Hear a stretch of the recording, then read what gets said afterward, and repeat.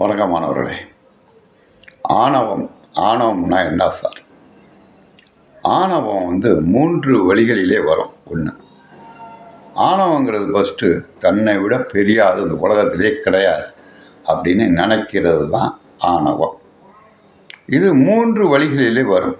ஆணவம் ஒருத்தன் நிறைய படிச்சிருந்தான்னா தன்னை விட பெரிய ஆள் கிடையாது, படிப்பில் சிறந்தவன் எவனும் கிடையாது, அப்படி தான் பேசுவாங்க. சரி, இது ஒரு வகையில் வரும் ஆணவம். நிறைய பணம் சேர்த்துருந்தாலும் அந்த மாதிரி ஆணவம், தன்னை விட பெரிய ஆள் கிடையாதுங்கிற ஆணவம் வரும். பெரிய குலத்தில் பிறந்திருந்தாலும், இப்போ குலம்னா என்ன, நம்ம பல ஜாதியை சொல்லிக்கிட்டோம், அந்த மாதிரி அவன் நினச்சிக்குவான் தான் ஜாதி பெரிய ஜாதின்னு சொல்லிட்டு, புரியுதுங்களா? அந்த மாதிரி உயர்ந்த குலத்தில் பிறந்தாலும் நான் தான் பெரிய ஆள், மற்ற மற்ற இனத்தவரெல்லாம் சிறிய ஆள் அப்படிங்கிற ஆணவம் வரும். அதுக்கு ஒரே ஒரு உதாரணம், இந்த ஆணவம் நிறைய வளர்ந்துருச்சுன்னா ஒரு மனுஷங்க அந்த ஆணவத்தினாலே அவன் அழிஞ்சு போயிடுவான். துரியோதனை தன்னுடைய ஆணவம், பொறாமை எண்ணம், இதனாலேயே அவன் அழிஞ்சு போயிட்டான். ராவணன் அவன் தன்னை விட பெரிய ஆள் இந்த உலகத்திலேயே கிடையாது அப்படின்னு நினச்சான், அவனும் அழிஞ்சு போயிட்டான்.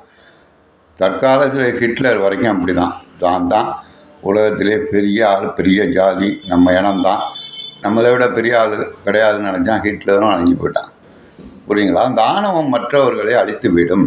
ஒரு மனிதனுக்கு ஆணவம் தோன்றுனுச்சுன்னா அதிகப்படியாக அவனுக்கு ஆணவம் இருந்தால் அந்த ஆணவமே அவனை அழித்திடும். ஒரு சின்ன கதை, ராவணனோட கதை தான். ராவணன் உண்மையிலேயே மிகப்பெரிய பலசாலி, வேதங்களை படித்தவன், அவனை விட பெரிய ஆள் உண்மையிலே கிடையாது வீரத்தில். அவனுக்கு ஒரு சின்ன சந்தேகம் வந்துச்சு, நம்மளை விட பெரிய ஆள் இந்த உலகத்திலே கிடையாது நம்ம நினச்சிக்கிட்டு இருக்கோம், பிற்காலத்தில் எவனாச்சும் நம்மளுக்கு மேலே பெரிய ஆள் வந்துட்டா என்ன பண்ணுறது அப்படின்னு யோசனை பண்ணான். மந்திரிகளை கூப்பிட்டு ஆலோசனை பண்ணான். சரி, பிற்காலத்தில் நம்மளுக்கு ஏதாச்சும் பிரச்சனை வருமா, என்ன வெல்றதுக்கு என்ன ஜெயிக்கிறதுக்கு எவனாச்சும் வருவானா? அரச சபையை கூப்பிட்டான், மந்திரிகள்லாம் கூப்பிட்டான், ஆலோசனை பண்ணி சொல்லுங்கன்னா எல்லாரும் சொன்னான், உங்களை இருக்க ஒருத்தனும் கிடையாது, நீங்கள் தான் உலகத்திலே பெரியார் அப்படின்னாலும். அப்படியா, நல்லதுமா. ஒரு அந்தனர் எழுந்திருக்கார். அதாவது காலக்கூறுகள் என்று ஒன்று இருக்கிறது. இன்றைக்கி நீங்கள் பெரிய ஆளாக இருக்கலாம், பிற்காலத்தில் இந்த காலக்கூறினால் பிற்காலத்தில் உங்களை வெல்லக்கூடியவன் ஒருவன் வந்தாலும் வரலாம் அப்படின்னு. என்னையா சொல்கிற நீ அப்படின்னு. ஆமாம் சார், இந்த காலங்கள் மாறுபடும். அதாவது நியூட்டன் விதி, எந்த ஒரு பொருளும் நிலையானது தான் எதிர்விசை தாக்காத பொழுது. ஒரு பாறாங்கல் அப்படியே கலந்துக்கிட்டே இருந்தால் கிடக்கும் 1000 வருஷம் ஆனாலும், அதில் மழை பெஞ்சதோ காற்று அடித்ததோ அதனுடைய செயல்பாடுகள் மாறும். அது என்று புல்லு பூண்டெல்லாம் வளர ஆரம்பிச்சு. அந்த மாதிரி தான் இந்த காலக்கூறுகளினால் பிற்காலத்தில் உங்களுக்கு ஆபத்து வர வழி இருக்கிறது.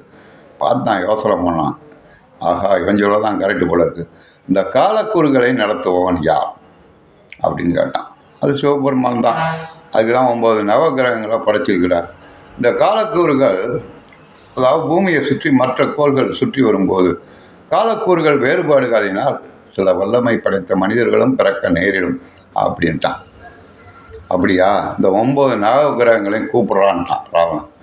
கூப்பிட்டு எல்லாரையும் குப்பலப்படுங்கன்னான்ட்டான். இவன் சிம்மாசனத்தில் ஏறுறதுக்கு 9 படிகள் கட்டி வச்சிருந்தான். அதில் 9 பேரும் குப்பலப்படுங்கடா. டெய்லி அவனோட மிதிச்சுக்கிட்டு தான், முதுகில் போட்டு மிதிச்சுக்கிட்டு தான் ஏறி அரச சபையில் சிம்மாசனத்தில் உட்காருவான். இவனும் எங்கேயும் தம்மை விட்டு அந்தட போகக்கூடாது இல்லை, அப்படி போனானவனை தானே ஆபத்து எனக்கு, இவனை எல்லாம் என் காலேஜிலே படுங்கடான்ட்டான். ஒரு நாள் நாரதர் வர்றாரு, அங்கே பார்க்குறாரு, என்ன ராவணா செஞ்சுக்கிட்டு இருக்கேன்னாரு. இந்த மாதிரி பிரச்சனையெல்லாம் சொல்கிறார். ஓஹோ அப்படியா, நீ செய்கிறது தான் கரெக்ட், நீ தான் செய்கிறதெல்லாம் புத்திசாலித்தனம், ஆனால் உன்னுடைய வீரம் மிகவும் பயங்கரமானது, மிகப்பெரிய வீரம் படைத்தவன் நீ. ஓந்தவதிக்கு எல்லாரையும் குப்பரை போட்டு மிதிக்கலையா, எல்லாரையும் நெஞ்சிலையில் போட்டு மிதிக்கணும், மல்லாக்க படுக்க வச்சு மிதி, ஒரு வேலையும் குப்பரப்படாதான்ட்டார். அப்படியா, நீ சொல்கிறதான் கரெக்டா, ஏன் எல்லாரும் நிமிந்து பாருங்கடா, எபோட்டான்ட்டான், எல்லாரையும் திரும்பி போடுங்கடான்ட்டான். எல்லாரும் மல்லாக்கப்பட்டானோ, எல்லாரையும் நெஞ்சிலே வச்சு மிதிக்கிட்டு போனான். சனி கிரகம் அவனை பார்த்துச்சு, 8வது கிரகம் சனி கிரகம். அவ்வளோதான், சனி பார்வை சும்மா விடாமல் சீதை மூலியமாக அவன் அழிவுக்கு காரணமாக இருந்தது. அவனுடைய ஆணவமே அவனை அழித்தது. ராவணனுக்கு உதாரணம் இது, துரியோதனனுக்கு வேற கதை. அதை தான் அழகாக வள்ளுவர் சொல்லுவார், ஒருவனுக்கு பெருமிதம் கல்வியினாலே வரும், ஒருவனுக்கு பெருமிதம் செல்வத்தினாலே வரும், ஒருவனுக்கு பெருமிதம் கல்வியினாலே குலத்தாலே வரும்.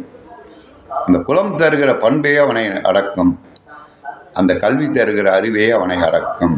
புரியுங்களா? அந்த செல்வம் தருகிற அறிவு அவனை அடக்காது, அவனாக அடங்கினாதான் உண்டும்பார். எல்லாருக்கும் நன்றாம் பணிகள் அவர்களும் செல்வர்க்கே செல்வம் தகைத்து. நன்றி மாணவர்களே, மீண்டும் அடுத்த கொள்ளையில் சந்திப்போம். வாழ்க்கையில் உண்மையான தத்துவங்கள் என்றால் என்ன, புரியுங்களா? கடவுள் என்றால் என்ன, பக்தி என்றால் என்ன, இதெல்லாம் அடிப்படையிலே மாணவர்கள் புரிந்து கொள்ள வேண்டும். பக்திங்கிறது பொதுவாக ஐயப்பங்களுக்கு மாலை போட்டு போகிறாங்க, மாலை போட்டு இருமுடி கட்டிக்கிட்டு 40 நாள் 48 நாள் தவம் இருந்து போகிறாங்க. இன்றைக்கெல்லாம் 3 நாளில் போயிட்டு வந்துடணும், அது வேறு விஷயம். எதுக்கு சொல்கிறேன்னா, அசைக்க முடியாத நம்பிக்கை, அதுதான் பக்தி. கடவுள் நம்மை காப்பாற்றுவார் என்ற எண்ணம் மனதிலே அசைக்க முடியாத நம்பிக்கையாக இருக்க வேண்டும். புரியுங்களா? அதே போல் கடவுள்னா யார்? உன்னால் எதை செய்ய முடியாதோ, உன்னால் எது இல்லாமல் வாழ முடியாது, அவன்தான் கடவுள். இதெல்லாம் அடிப்படையிலே புரிந்து கொள்ள வேண்டும். சைவ சித்தாந்த கருத்துக்கள், அதாவது நிலை, தத்துவம் என்றால் என்ன, நிலை, அது ஒரு நிலை அப்படின்பார் பரிமேலழகர். உண்மை நிலைனா உண்மை, அதை எவன் புரிந்து கொள்கிறானோ அவன் அறிவாளியாக மாறுவான். நன்றி மாணவர்களே, நன்றி, வணக்கம். மீண்டும் நாளை சந்திப்போம். நன்றி, வணக்கம்.